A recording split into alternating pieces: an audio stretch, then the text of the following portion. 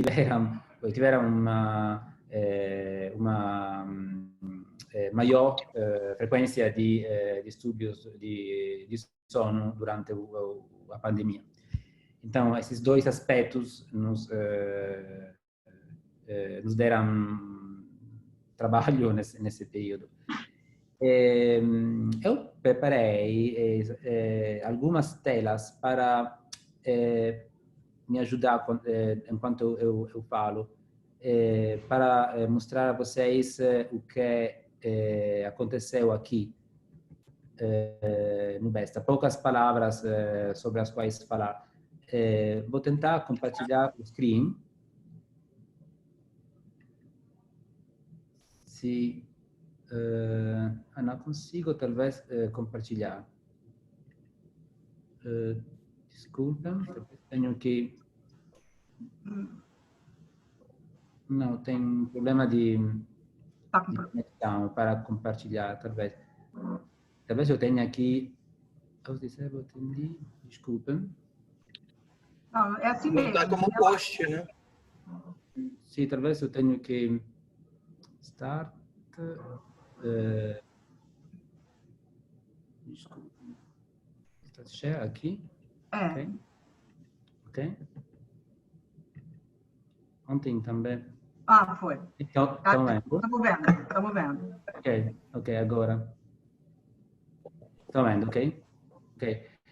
Sim, aqui então tem essa semelhança entre o Instituto Besta e o Instituto do Cérebro. Nós não temos uma área de emergência. Então, o que aconteceu aqui foi que os pacientes, o Besta é um instituto só neurológico e neurocirúrgico. Então, os pacientes que chegam aqui são pacientes que fazem internação e operação programada. Não tem, na maioria dos casos, não tem urgências. Então, sendo programados, sendo as atividades programadas, durante a pandemia, desde o início de março, nós, aqui no Besta, oferecemos a nossa atividade para ajudar os hospitais que tinham dificuldade em aceitar, em internar pacientes neurológicos e neurocirúrgicos. Porque a maioria dos leitos para pacientes neurológicos ou neurocirúrgicos foram utilizadas para os pacientes com a infecção da COVID. Então, quando os pacientes chegavam na área de emergência dos outros hospitais, os outros neurologistas não podiam atender esses pacientes. Então, aqui aconteceu isso. Aconteceu o seguinte: os colegas ligavam para a gente, para nós, desde a área de emergência, e, em alguns casos, os pacientes faziam o teste para a COVID lá na área de emergência. Se o resultado era negativo, o paciente chegava aqui. Quando essa coisa não era possível, por problemas de tempo, por exemplo, o paciente chegava aqui, faz agora também uma triagem, no sentido que nós perguntamos notícias a respeito dos sintomas que o paciente teve, ou a respeito de sintomas da família, por exemplo, também, ou de outras pessoas próximas ao paciente. Notícias sobre a atividade do paciente, o trabalho que ele faz, o que aconteceu nas últimas semanas. E fazemos também o teste, o swab para a COVID. Depois o paciente fica pelo menos um dia em um quarto individual, sozinho. O resultado do teste chega dentro de 10, 12 horas, às vezes também mais cedo, mais logo, por exemplo, 6 horas. Às vezes chega no dia seguinte. Então, paciente fica um dia, o primeiro dia é um quarto individual. Depois, se o resultado é negativo, nós colocamos o paciente ou em um quarto ou com um outro paciente, então são duas pessoas negativas, ou se é possível, tentamos manter o paciente em um quarto individual, mas nesse caso o paciente tem que compartilhar a casa de banho com um outro paciente, por exemplo. Mas tentamos evitar os contatos entre pacientes. Às vezes acontece que o paciente necessita de precisa da assistência de um familiar que tem que ficar com o paciente. Então, nesse caso, o familiar do paciente faz ele também teste para a COVID. Então, a organização aqui foi desse tipo. A maioria das internações programadas que nós fazemos foram anuladas, não foram feitas durante os últimos 3 meses. Só os pacientes urgentes que chegavam dos outros hospitais chegavam aqui. O Besta se tornou, aqui na Itália falamos de hub, centro de referência para todos esses pacientes da região Lombardia. Então, nós trabalhamos aqui nos últimos 3 meses, trabalhamos praticamente só para os pacientes da Lombardia, porque não sei no Brasil, aqui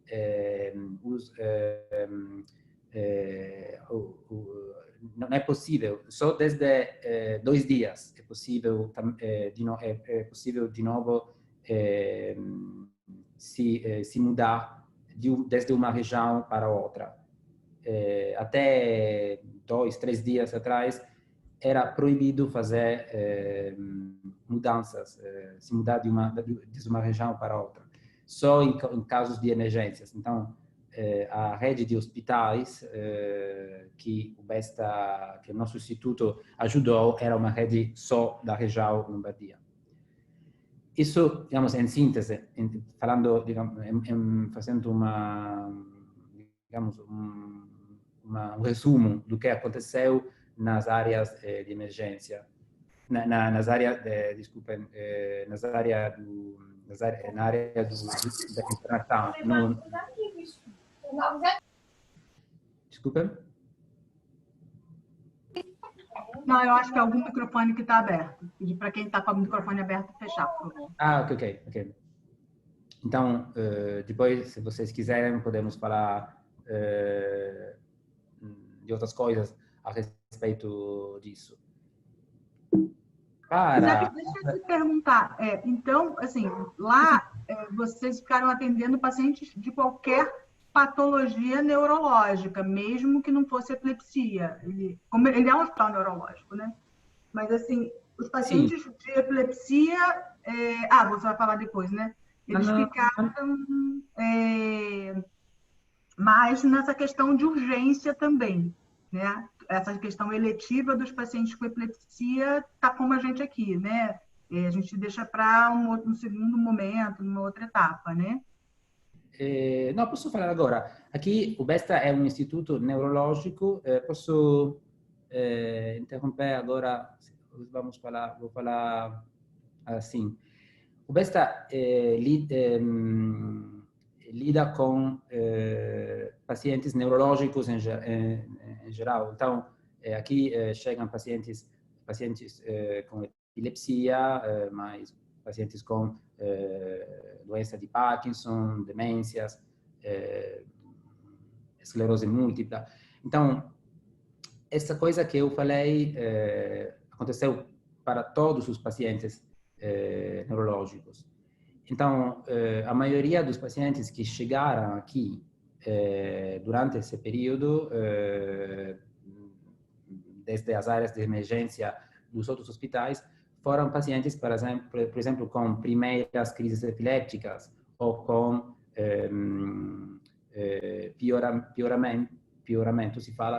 pioramento de epilepsia já conhecida, ou pacientes com tumores cerebrais recentemente, que foram descobertos recentemente, ou pacientes com encefalite, pacientes com síndrome de Guillain-Barré. Então, foram todos os tipos de pacientes que podem chegar aqui, mas que não é comum que cheguem aqui. Porque, sendo que nós não temos uma área de emergência, não é comum que um paciente, por exemplo, com primeira crise epiléptica, chegue aqui.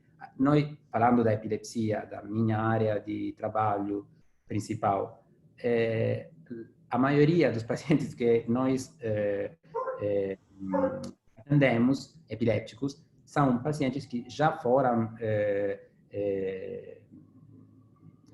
vistos, diagnosticados, que já foram visitados por outros colegas, outros neurologistas, e que chegam aqui para pedir, por exemplo, a segunda, terceira opinião, ou às vezes mais que terceira.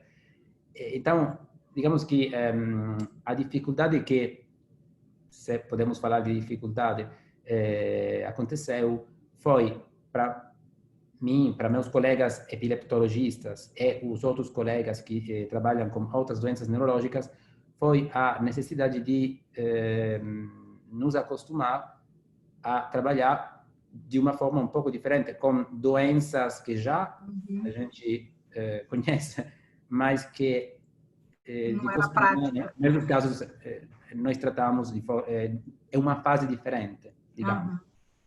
Então, essa coisa aconteceu para todos os pacientes aqui.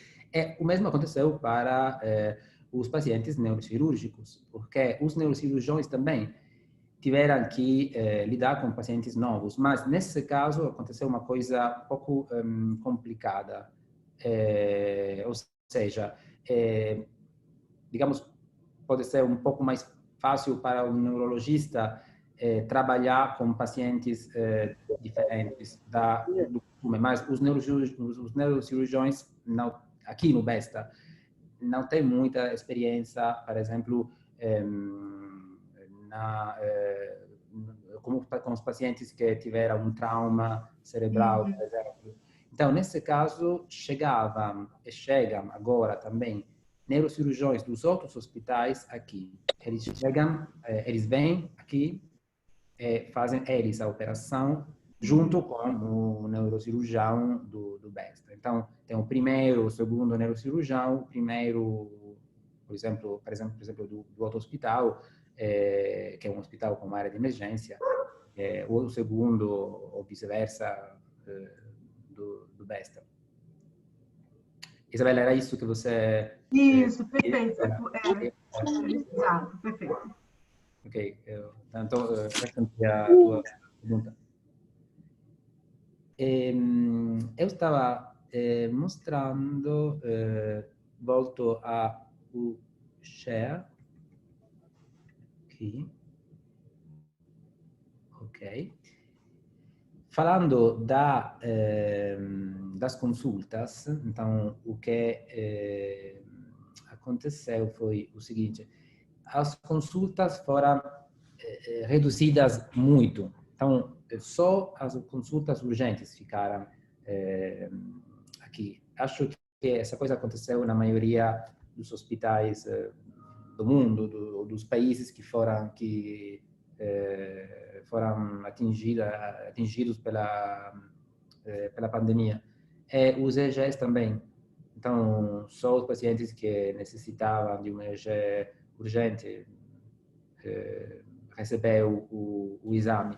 Eram ou pacientes, por exemplo, pacientes doentes internados, os doentes que eu estava falando antes, com primeira crise, por exemplo, ou falando de pacientes não internados,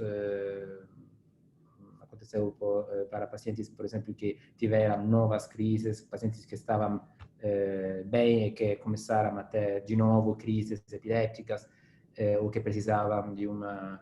por exemplo, estou pensando agora em uma coisa que aconteceu foi a seguinte: nós fazemos, como vocês no Instituto do Cérebro, a monitorização vídeo EEG para o diagnóstico de episódios, ataques epilépticos ou psicogênicos ou para a seleção dos pacientes antes da cirurgia.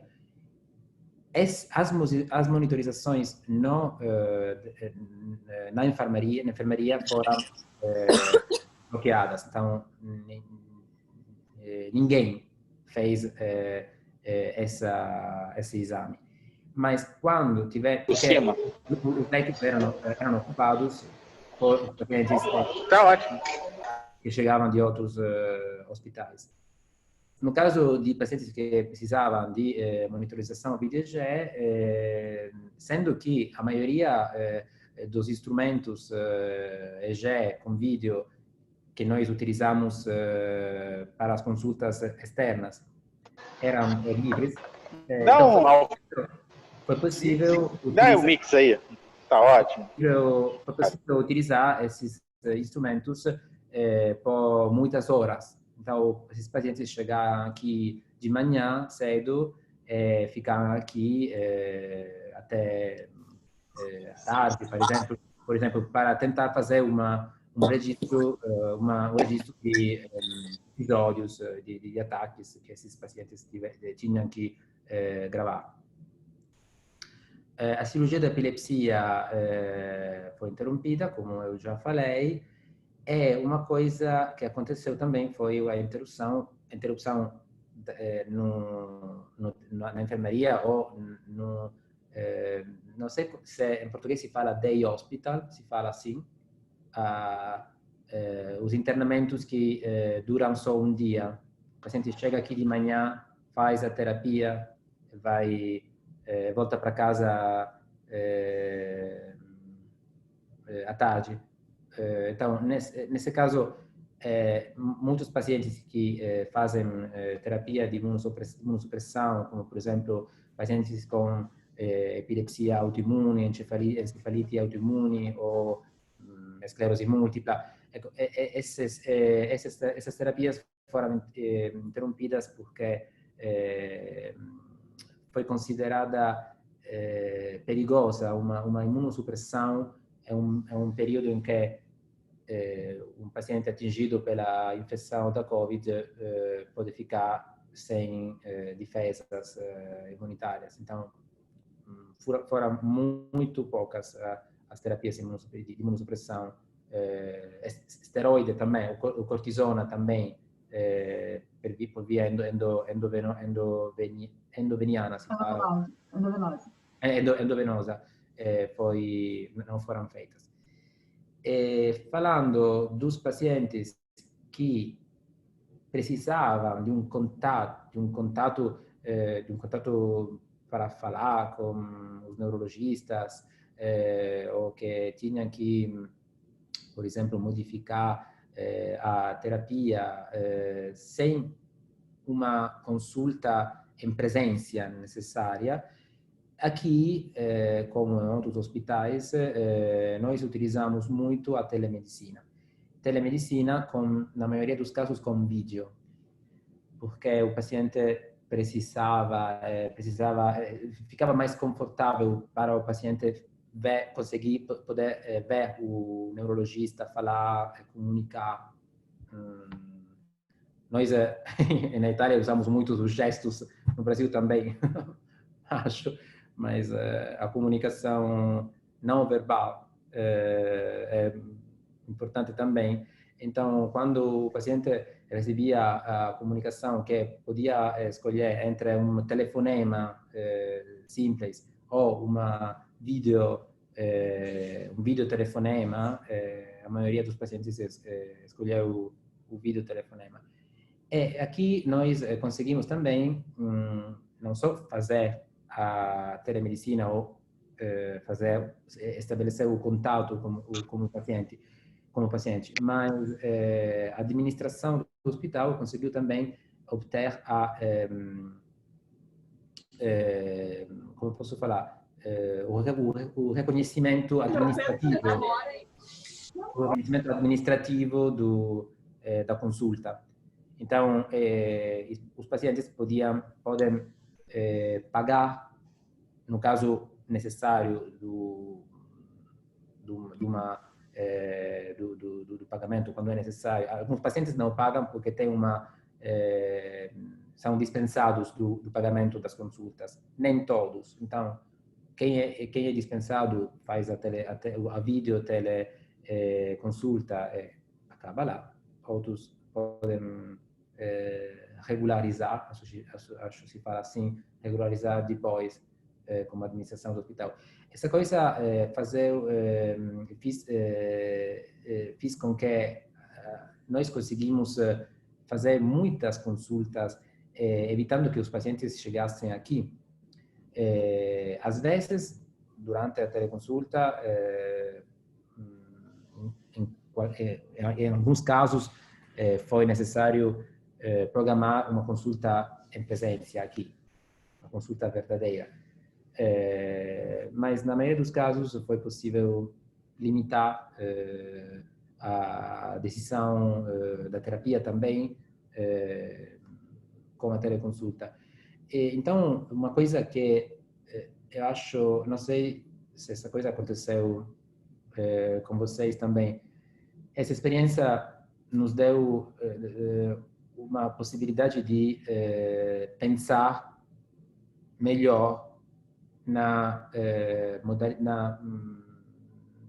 no jeito, no modo, na maneira de organizar a nossa atividade, porque aqui no Besta, tirando esse período da Covid, só nesse período os pacientes que chegavam aqui eram pacientes doentes da Lombardia, da região, então que moram perto de Milão. A maioria dos pacientes, dos doentes que de hábito chegam aqui, são pacientes que chegam de longe, que chegam desde o sul do país, por exemplo, porque os hospitais neurológicos na Itália não estão bem, como posso falar, distribuídos. A distribuição não é ótima. Então, a maioria dos centros neurológicos de referência são no norte, no centro da Itália. Então, muitos pacientes do sul, desde o sul, têm que se mudar, chegar aqui para obter diagnóstico e terapias também. E neurocirurgia, principalmente. Então, a maioria dos pacientes que chegam no Besta, desde outras regiões da Itália, são pacientes que precisam de neurocirurgia. Então, deixa eu te fazer uma pergunta, Giuseppe, só por curiosidade. O Estado aí, ele tem um serviço que o paciente não precisa pagar? Vocês têm convênio, assim, seguro-saúde? Como é que funciona o sistema de saúde na Itália, assim? Você falou que alguns pacientes pagam, uns não pagam. Sim. E essa questão de ter que se deslocar de um lugar para o outro, isso está dentro do custo do paciente ou o governo ajuda? Como que é? Sim, funciona assim. Então, falando das consultas, dos exames que o paciente tem que fazer, por exemplo, EEG, ressonância magnética, tomografia. Se o paciente tem eu não sei como se fala em português. Na Itália se fala, eu usaria a palavra isenção.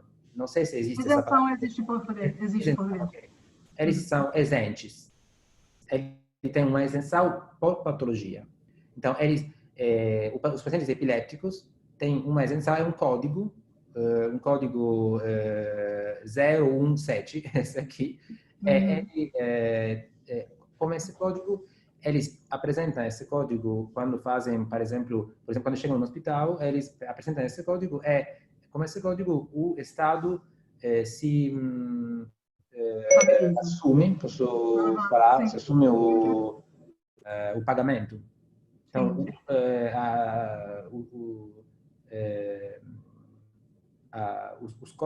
os costos, se fala, os costos das consultas, dos exames, são pagos pelo Estado. Não paga nada. Mas não tem sempre essa situação. Porque tem pacientes que têm, por exemplo, uma isenção para todos os tipos de consultas e de exames. São pacientes inválidos. Então, tem uma isenção por Invalidez. Obrigado. Invalidez.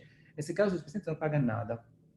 Em outros casos, tem uma isenção. Então, essa é a isenção total, nós falamos assim, total. No outro caso que eu falava antes, é uma isenção por patologia. Então, é um paciente que tem isenção para os exames específicos daquela patologia. Então, por exemplo, se o doente com epilepsia quer fazer uma ecografia, se fala ecografia? Sim, ecografia da carótide, ele paga, porque não está incluída nos exames. Na doença dele. Isso. Falando da outra coisa que você falava, as despesas, o custo do transporte. O custo do transporte. Não, nesse caso tem só, em algumas regiões, por exemplo, a região Sicília, a região Sardinha, há regiões que estão as ilhas, praticamente, as ilhas, sendo que os pacientes têm que chegar aqui de avião ou de trem, mas de avião praticamente.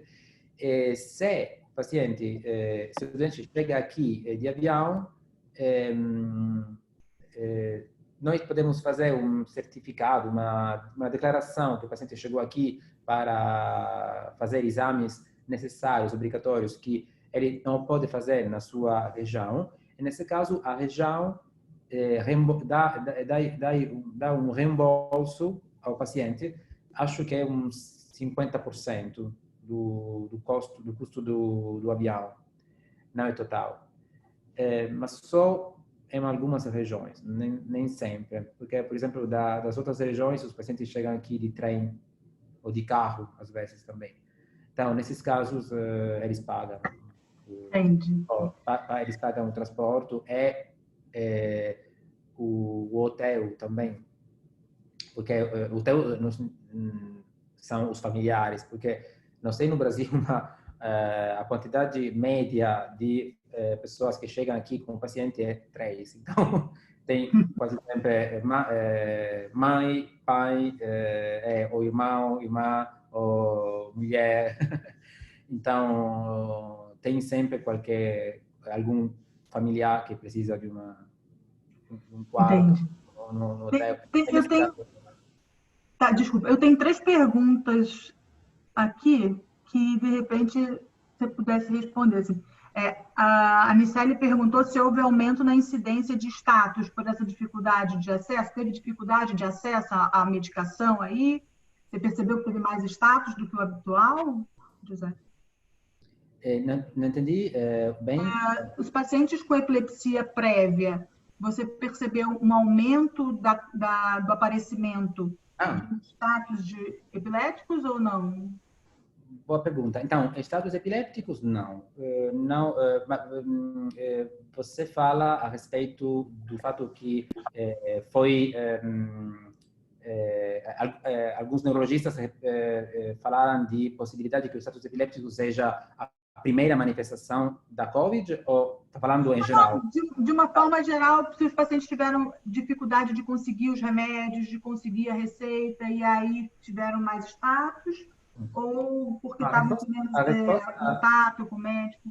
Porque a resposta é não. Não, porque já nós fizemos uma recolha dos dados dos pacientes que não podiam chegar aqui. Então, nós fizemos ligações para muitos pacientes de propósito para recolher esses dados a propósito de novas crises epilépticas, estados epilépticos. Posso dizer que a maioria dos pacientes não tiveram um pioramento, um aumento momento de crises epilépticas. No contrário, alguns pacientes tiveram menos crises epilépticas nesse período, porque muitos deles ficaram em casa sem trabalhar, ou trabalhavam em casa com teletrabalho, smart working, aqui falamos assim.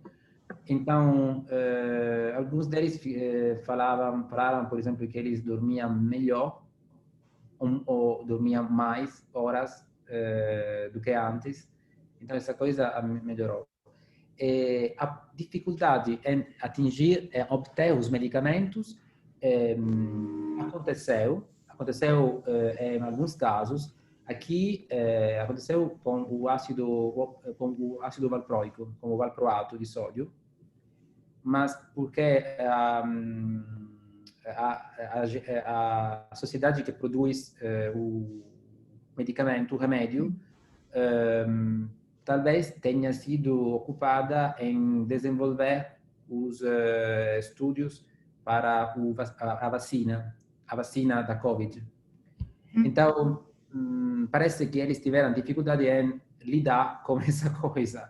Então, aumentaram o tempo de trabalho para a vacina e reduziram para a produção. Então, aconteceu que muitos pacientes ligavam aqui, muito preocupados porque não conseguiam achar o ácido valproico. Medicamento. Outros medicamentos não aconteceu. Foi bastante fácil para os pacientes obter os medicamentos. Alguns pacientes, não sei se essa coisa aconteceu no Brasil também, com vocês, alguns pacientes ligaram aqui ou escreveram mensagens por e-mail, porque eles queriam saber se os remédios antiepiléticos podiam favorecer, aumentar a possibilidade de ficar infectados com a COVID. Não sei porquê, mas eu li outras coisas. Eu li essa notícia em outras reportagens de outros centros. Alguns pacientes epilépticos tiveram esse medo de ficar infectados por causa dos remédios antiepilépticos, não sei porquê. Então, aconteceu que alguns pacientes precisaram de uma nossa recomendação a não acabar com a medicação, não suspender a medicação, o remédio. Mas, então, mais elétricos não. E essa coisa do status como primeira manifestação, porque teve um artigo que saiu, né, do status como primeira manifestação. Você chegou a ver isso, não? Eu vi, aconteceu, eu posso dizer também um debate se fala, um debate aqui, porque alguns hospitais que têm uma área de emergência, então que receberam pacientes da área de emergência com COVID ou com distúrbios, com sintomas neurológicos, e depois esses pacientes foram diagnosticados como pacientes com COVID. Nesses casos, os primeiros sintomas neurológicos foram considerados como as primeiras manifestações da COVID, da infecção da COVID. Mas eu tenho que dizer que a certeza que as crises epilépticas foram as primeiras manifestações da COVID nesses pacientes não foi confirmada. Foram observações pouco claras. Então, os colegas aqui também na Lombardia, nos hospitais que aceitaram pacientes neurológicos com COVID, não observaram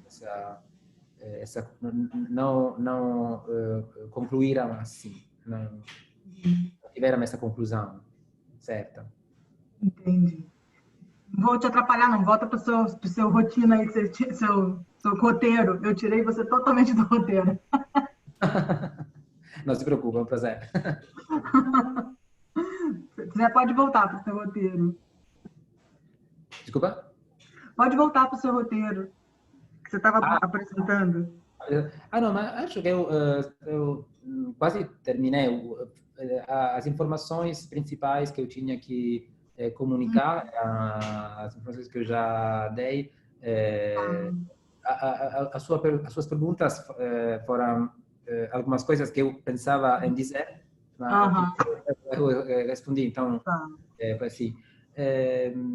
Não, uma coisa que eu já tinha te mostrado antes, para perguntar uma tua opinião a respeito disso, posso mostrar aos outros colegas? Eu encontrei na Folha, na Folha de São Paulo, no jornal brasileiro, alguns gráficos sobre a situação da Covid no Brasil, que a Folha comparava com a situação na Itália. Pode ser porque a Itália foi um dos primeiros países atingidos, então o Brasil considera a Itália como um país de comparação, um país a respeito do qual avaliar o que está acontecendo no Brasil. Então, esses são dados atualizados. Acho que alguns de vocês já viram esses gráficos, pode ser, porque é um jornal brasileiro. Mas aqui, por exemplo, é mostrado que os casos confirmados... antes de mais, o Brasil, como a Itália também, outros países aqui, não me lembro o nome dessa cor.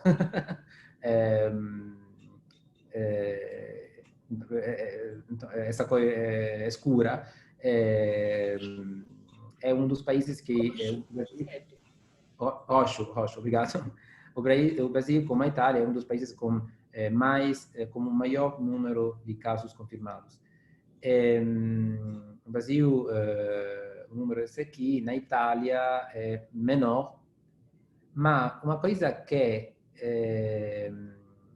esses gráficos mostram é que essa situação no Brasil, eu escolhi também essa imagem que mostra que Rio de Janeiro, o estado do Rio de Janeiro é um dos principais, o segundo atingido como número de casos confirmados. Mas uma coisa que essas páginas da Folha mostra é que os dados atualizados ontem, acho que sim, são dados atualizados ao dia 4 de junho, as mortes no Brasil são, embora os casos confirmados sejam muito mais no Brasil, o número de mortes no Brasil é menor do que na Itália. Mas hoje eu não sei se vocês podem confirmar essa informação. Hoje eu vi uma notícia no telejornal aqui na Itália que falava que os mortes no Brasil hoje superaram casos na Itália. Ontem foi. Ok. Então, os dados de ontem foram superados. Mas acho interessante esses gráficos porque esses mostram como, digamos, os casos no Brasil estão ainda aumentando. Os casos na Itália são, digamos, quase estáveis. Eles comentam aqui, fazem um comentário a propósito do fato que, embora os casos do Brasil, os casos totais, sejam muito mais do que na Itália, os casos por 100 mil habitantes, o número de casos por 100 mil habitantes é maior na Itália.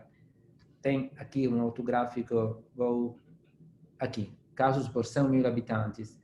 Então, Itália é em azul, o Brasil é em verde. Parece que na Itália, sendo que a Itália tem muito menos habitantes do que o Brasil, ficaram muito mais pessoas ficaram atingidas pela infecção. E parece que as mortes também sejam maior. por 100.000 habitantes. Como se, aqui acho que depois, aqui tem o gráfico das mortes por 100.000 habitantes. São muito mais na Itália. Eu não sei se não sei o que vocês pensam nisso, o que vocês como vocês consideram esses dados. Não sei se são dados tendenciosos, dados incompletos, porque, por exemplo, nem todos os pacientes que morrem são pacientes registrados como pacientes COVID. Aconteceu uma coisa parecida aqui na Europa também, porque, por exemplo, na Alemanha aconteceu uma coisa parecida. Eles tiveram muito mais pacientes atingidos pela infecção, muito mais casos confirmados e muito menos mortes. Então, em comparação com a Itália, com a Espanha e com a França também. Então, uma pergunta que nós fizemos foi, mas como assim? Como é possível? Por quê? Porque uma resposta poderia ser que os mortos são principalmente as pessoas idosas, mas não tem muita diferença entre Alemanha, Itália, França. Pois é, a Andrea colocou, e foi aquilo que eu conversei com você, né? Acho que as pessoas podem abrir para falar sobre isso também. É que a gente testa menos e Sim. a gente tem uma notificação pior. Mas olhando agora de novo a curva, que você estava mostrando, até a curva anterior, Sim. eu acho que... Aqui. Não, deixa eu ver. Os casos. Nesse. Eu acho que vocês chegaram, como vocês começaram antes, vocês demoraram mais para, de repente, fazer o lockdown, o início de vocês e com a morte de vocês foi muito mais rápido do que com a gente aqui.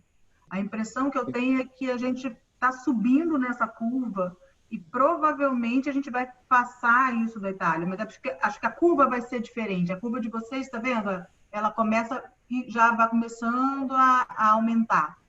Tanto nos Estados Unidos quanto no Brasil, ela fica um tempo mais achatadinha assim, e a inclinação da curva ela é diferente. Então, eu acho que a gente está subindo ainda. Você acha essa diferença causada pela menor quantidade de testes feitos no Brasil? Ou... Eu acho que também tem. Eu acho que tem a quantidade de teste, a quantidade de notificação, com certeza. Mesmo assim, fazendo teste, a notificação é meio truncada, né? O Brasil é muito grande, então tem estados que notificam melhor, estados que notificam pior. Mas, independente disso, eu acho que a nossa curva ainda... A de vocês chegou no platô e já está descendo, mas a inclinação da curva de vocês foi uma inclinação mais angulada, assim, mais... No início era muito mais inclinada, agora é mais estável, sim. Isso. E aí a gente está com uma curva onde está subindo mais lento, então a inclinação da curva é diferente, mas a gente vai chegar nisso ainda, eu acho. É a minha impressão. É possível, sim. Mas agora eu achei também um gráfico, acho que é esse aqui, desculpem casos. Sim, esse mostra os casos confirmados no Brasil, que está subindo, mas essa situação da Itália, você vê que o norte da Itália foi muito mais interessado pela pandemia do que o sul. Algumas regiões, como a Sardinha, por exemplo, teve muito poucos casos. Agora, o número de pacientes, de novos casos aqui na Itália está descendo, está subindo o número de doentes curados, de pessoas que não têm mais, que têm um teste negativo depois de um teste positivo. E o número de novos casos confirmados por dia, aqui também faz uma comparação entre Brasil e Itália, é evidente que na Itália o número de novos casos agora é praticamente, não é zero, mas é muito. Os dados de ontem, por exemplo, eu não sei hoje porque eles liberam os dados cada dia às 6 horas da tarde, a 18 horas. Então, daqui a 10 minutos vamos saber o que aconteceu hoje. Mas ontem, tenho que dizer que os novos casos de ontem eram poucos. E a maioria dos novos casos na Itália fica ainda aqui no norte, aqui na Lombardia. Então, embora, como eu falei antes, embora a possibilidade de se mudar desde uma região para outra seja uma possibilidade real, seja possível agora, desde poucos dias, tem digamos, uma atenção maior para as pessoas que saem da Lombardia. Uhum. Aconteceu uma coisa um pouco, digamos, como posso falar, um pouco incômoda. Aconteceu um debate entre os governadores das regiões da Itália, porque algumas regiões do sul, principalmente, a Puglia, por exemplo, ou a Campania, a região de si fala Napoli, Napoli, non mi lembro come si fala in portoghese. Napoli. Napoli, ok. Os governadores queriam que só as pessoas que chegam da Lombardia, de Milão, por exemplo, têm que demonstrar que são negativas. Então, essa coisa foi considerada como uma espécie de discriminação entre os cidadãos do norte, de Milão, em comparação aos outros cidadãos. Então, afinal, foi a decisão que eles tomaram foi que é possível se mudar, nós temos que assinar uma autocertificação, se fala assim, acho que se fala assim em português também, não sei, temos que declarar, assumir a responsabilidade de declarar que estamos bem, que não tivemos a Covid, que não temos a Covid. Então, afinal, talvez seja possível agora começar a se mudar. É mais fácil, mas aqui acho, desculpem, ainda temos que manter atenções quando saímos de casa, porque é obrigatória a máscara, temos que usar a máscara todo dia no hospital, quando estamos em companhia com outras pessoas, colegas, nas consultas, temos que ficar bem protegidos com máscara FFP2, P2, com touca, óculos protetores. Então, temos luvas, como se fala, as luvas. Então, temos que manter atenções, é óbvio. E acho que será assim, vai ser assim por meses com certeza. Não sei, lá no Brasil, como é a situação a propósito das máscaras? O que vocês têm que fazer quando vocês saem de casa, quando vocês vão... Sim. Aqui está obrigatório o uso de máscara para sair de casa. E, tipo, carro também, né? Você está no carro com mais de uma pessoa, você também tem que usar máscara, né? No mercado, essas coisas. No trabalho, aqui a gente tem usado máscara, mas a não ser que a gente esteja atendendo paciente, a gente não tem usado nem óculos nem touca. Acho que isso não está sendo uma obrigatoriedade, pelo menos no IEC não. né? A gente tem usado máscara, mas não óculos nem touca. A gente até tem, mas só quando a gente está atendendo paciente, essas coisas. Sim, Não sei como é que está nos outros hospitais. óbvio que se você faz uma consulta simples, sem contatti Físico. físico com o paciente, se o paciente não tem tosse, se não produz aerosol, se fala assim em português, aerosol, devo fazer uma consulta sem proteções maiores. Se não, é melhor ter proteções. Ou se você fica muito tempo No ambiente, né? na sala de consulta com o paciente, é melhor ficar protegido. Sim. E teve uma pergunta da Cláudia aqui, que ela fez, assim, quando vocês precisaram fazer vídeo EG, né, nesses casos mais urgentes, vocês tinham algum protocolo que vocês fazem? Como é que é? Então, os técnicos que que preparam o paciente, que fazem a montagem, os técnicos têm uma proteção alta. Então, eles usam a máscara FFP2, touca, o que eu falei antes para as consultas. Porque o técnico tem que ficar perto do paciente, do doente. No caso dos pacientes internados, como eu falei, o paciente tem que fazer o teste, o swab nasofaringeu. Então, se é negativo, o técnico fica mais tranquilo. Mas, sendo que, vocês sabem, é um teste que tem uma sensibilidade um pouco baixa, tem 30 ou 40% de casos falsos negativos. Então, os técnicos, na maioria dos casos, ficam protegidos. O protocolo, tirando a parte da montagem do paciente, o protocolo não é um protocolo especial para pacientes, para doentes com COVID, suspeitos COVID. Tem um problema, só um problema, no caso do uso das cânulas. Se o paciente tem que fazer o registro do sono também, temos que avaliar as apneias.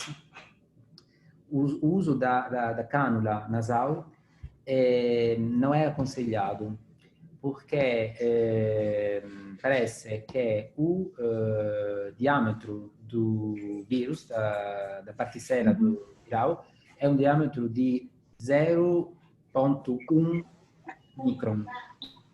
Então, não tem, parece que até agora não encontramos filtros, se fala assim, um filtro que possa dar a segurança que o vírus não passa dentro do instrumento. Para contaminar o instrumento. Por meio da cânula. Então, porque a cânula fica dentro, a cânula é de borracha, a borracha fica látex, ok. Fica introduzida dentro do instrumento, então tem uma parte do instrumento que fica em contato com a cânula. A cânula é monouso, depois é só para um paciente. Mas no dia seguinte, se você usa o mesmo instrumento, o mesmo amplificador para outro paciente, parece que não é seguro que algumas partículas do vírus podem ficar lá dentro do conector do instrumento. Então,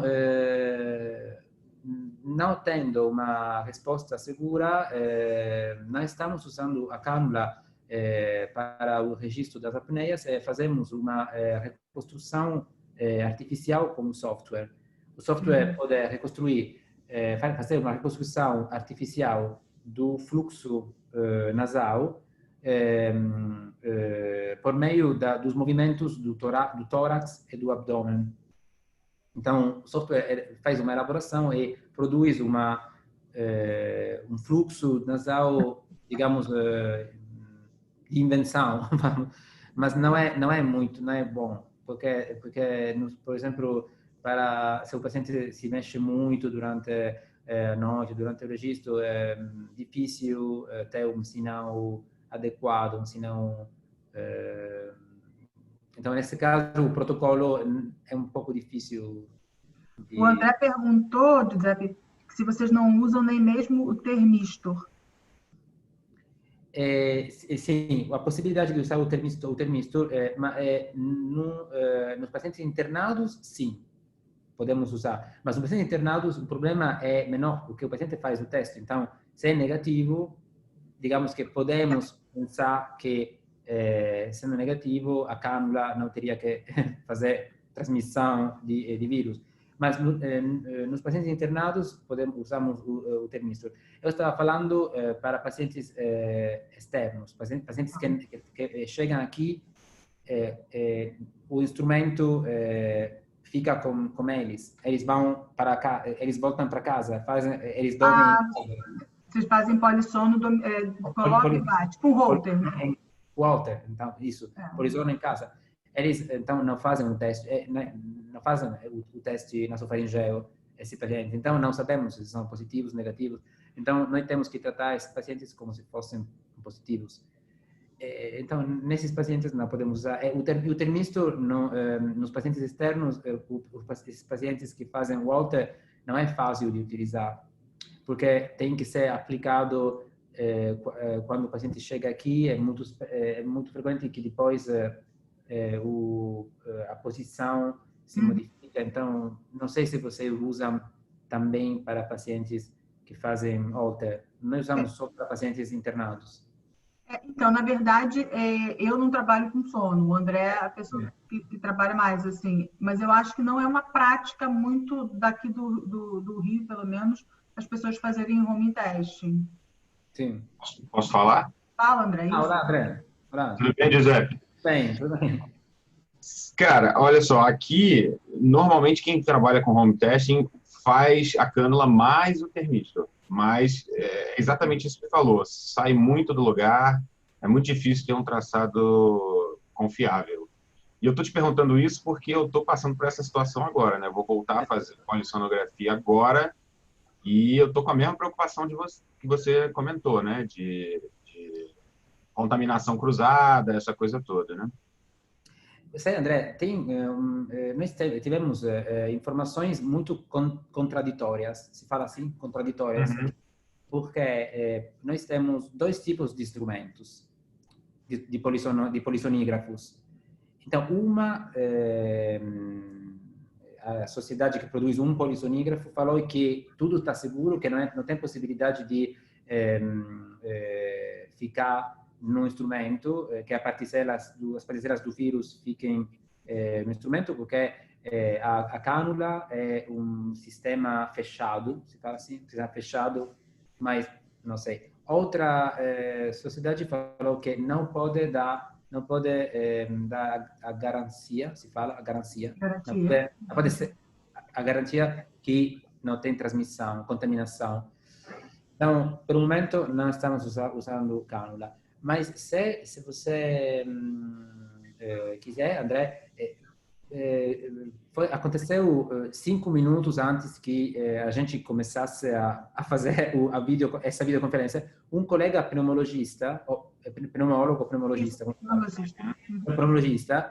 me enviou um protocolo que eu pedi para ele ontem, mas ainda eu não tive tempo para ler. Se você quiser, eu vou ler depois. Eu vou te enviar uma síntese em português. Me manda. A Sociedade de Pneumologia produziu algumas recomendações. Então, se é de ajuda, vou te enviar. Claro. Porque o dilema todo é esse, né? Assim, as cânulas vêm, em alguns modelos de cânula, você tem aquele filtro que parece um losanguinho, né? Você coloca ali, você coloca a peça que fica no nariz do paciente, acopla ali e aquilo ali acopla no sensor. Só que tem muitos serviços que nem usam filtro, porque aquilo no Brasil é muito caro para você fazer essa troca com frequência. Então, o risco maior é você contaminar realmente o sensor, né? O termistor não teria tanto esse problema, porque você pode limpar ele é todo vedado, né? Então, assim, mas é uma coisa bem... Parece uma coisa pequena, mas é o principal problema, né? Porque para quem trabalha com sono, por exemplo, titulação de CPAP, não tem ninguém fazendo, porque o CPAP é uma usina de aerossol. Então, a gente tem que se adaptar, a verdade é essa. O que alguns colegas pneumologistas falaram para mim foi que eles deixam um instrumento pelo menos 3 dias, 72 horas, Isso. parado. Se você deixa o instrumento parado por pelo menos 72 horas, 72 horas, 72 horas, o vírus teria que morrer e se degradar sem fazer nada. Então, uma possibilidade é, às vezes nós fazemos assim, usamos um instrumento, depois o dia seguinte não usamos o instrumento do dia anterior, usamos outro, mas tivemos que reduzir o número de exames. Então, reduzimos muito, porque não foi um problema no início, porque muitos pacientes nem queriam ficaram com medo, né? Então muitos exames foram anulados. Agora que podemos fazer mais exames, tivemos que reduzir, então tivemos que cancelar anular alguns exames. Outras coisas que a gente tentou fazer foi comprar os filtros. Mas os filtros não são muito caros. Eu achei filtros que tem um preço bem barato. Mas o problema é que o filtro menor, com diâmetro menor, é um diâmetro de 0,2 micrômetros. Micron. E o vírus é 0,1.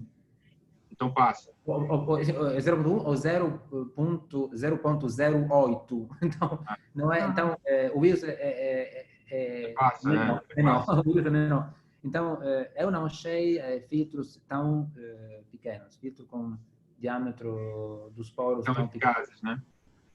Deixa eu, só porque a gente já está com 1 hora de conferência, só porque a Rose tinha perguntado, porque agora vocês estão na fase de reabertura, né, do serviço. Sim. E aí a gente também está, né, nessa discussão lá no Instituto e tudo mais. E como é que está sendo a abertura dos ambulatórios? Porque você falou que vocês reduziram a consulta presencial, passou a fazer mais telemedicina. E agora, como é que vocês estão fazendo de retorno ao ambulatório e até o atendimento com vídeo EG, a internação, como é que está sendo? Sim, a internação está recomeçando. Então, já tivemos alguns pacientes que fizeram monitorização vídeo EG, por exemplo, para a seleção cirúrgica, para a cirurgia. Menos pacientes, porque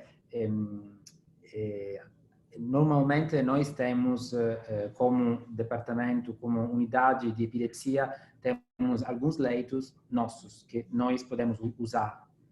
Agora, sendo que ainda tem a emergência, a necessidade de atender pacientes que chegam de outros hospitais, a disponibilidade dos leitos é comum.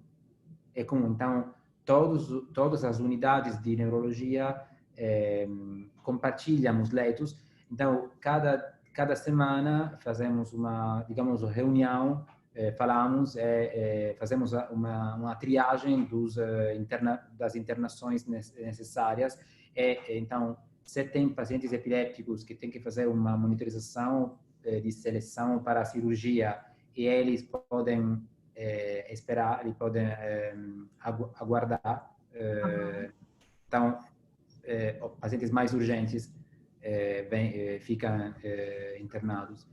As consultas no ambulatório é quase normal, tirando o fato que os pacientes que chegam, como eu falei antes, das outras regiões, que chegam de longe, ainda não recomeçaram a fazer as consultas, porque eles preferem não se mudar.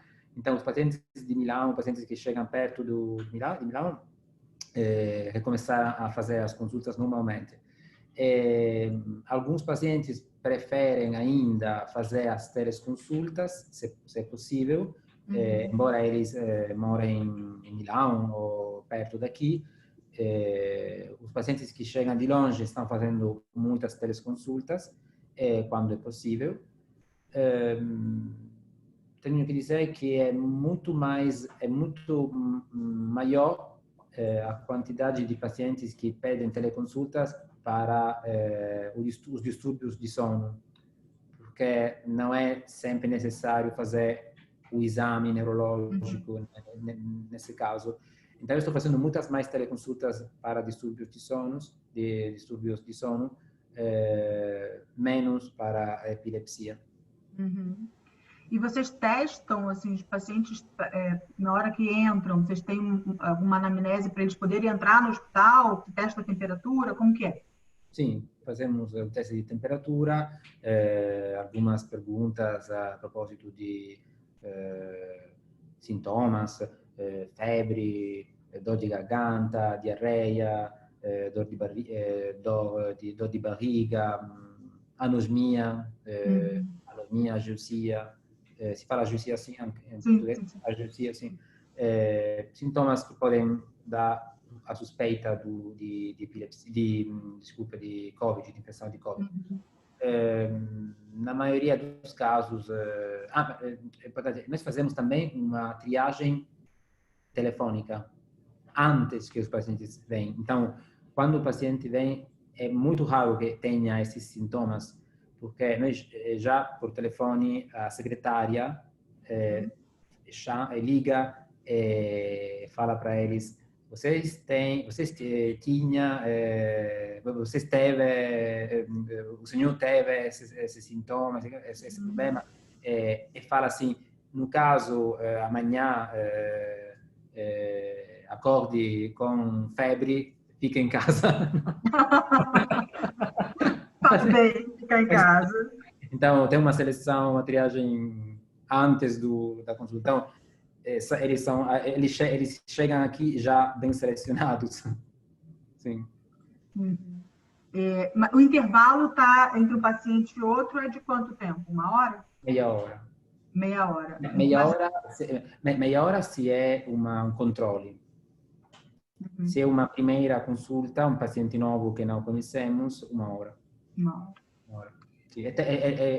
Nós tentamos respeitar esse tempo. Então, quando o paciente fala muito, porque os pacientes italianos não são brasileiros, falam muito de muitas coisas, às vezes a gente fala O tempo. O tempo venceu, se fala, o tempo venceu.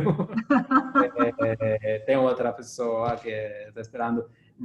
Normalmente não fazemos assim, somos mais pacientes nós.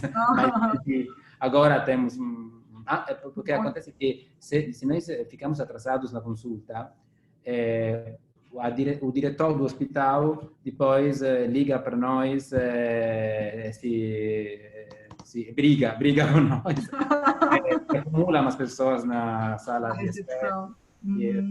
Então é melhor cortar o paciente. Isso. Cortar a língua do paciente. Nossa, Giuseppe, foi ótimo. Eu acho que se alguém quer perguntar mais alguma coisa, só para não tomar muito o teu tempo, né? Que aí já está começando a ficar mais tarde, já está acabando o teu horário de trabalho. A gente já tem 1 hora de conversa. Alguém mais quer perguntar? Se você quiser, abre o microfone, Henrique, das pessoas, só para ver se alguém quer fazer alguma pergunta. Senão a gente termina.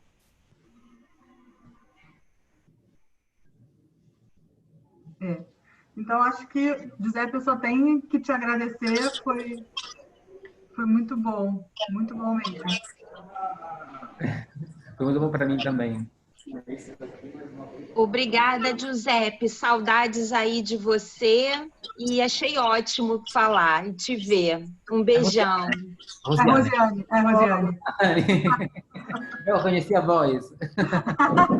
Rosiane. Reconheceu a minha voz, né? Mas os meus cabelos... Mostra. Os cabeleireiros estão abertos lá? São abertos os cabeleireiros no Brasil? Agora no Rio, sim. Até um pouco tempo atrás, não. Aqui abriram desde poucos dias. Então, todas as videoconferências que a gente fez durante o confinamento, durante o lockdown, todas as mulheres não mostravam o vídeo.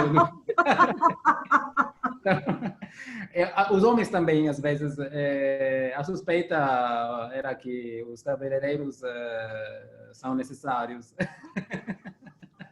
Aqui teve gente que raspou a cabeça, já teve de tudo aqui. Eu agora uso touca, por motivos, obviamente, de segurança higiênica, né, Isabela? Então tá bom, Giuseppe. Um beijo. Ciao, Giuseppe, grazie. Grazie a voi. Obrigado. Tchau. Foi um Tchau, prazer. tchau. Tchau. Vamos conversar de novo para outra ocasião, numa outra ocasião. Sim. Conversar em outras ocasiões de conversa. Sem Covid, sem Covid. Isso. Cruzemos os dedos, sem Covid. Okay. Tchau. Obrigado. Tchau. Tchau.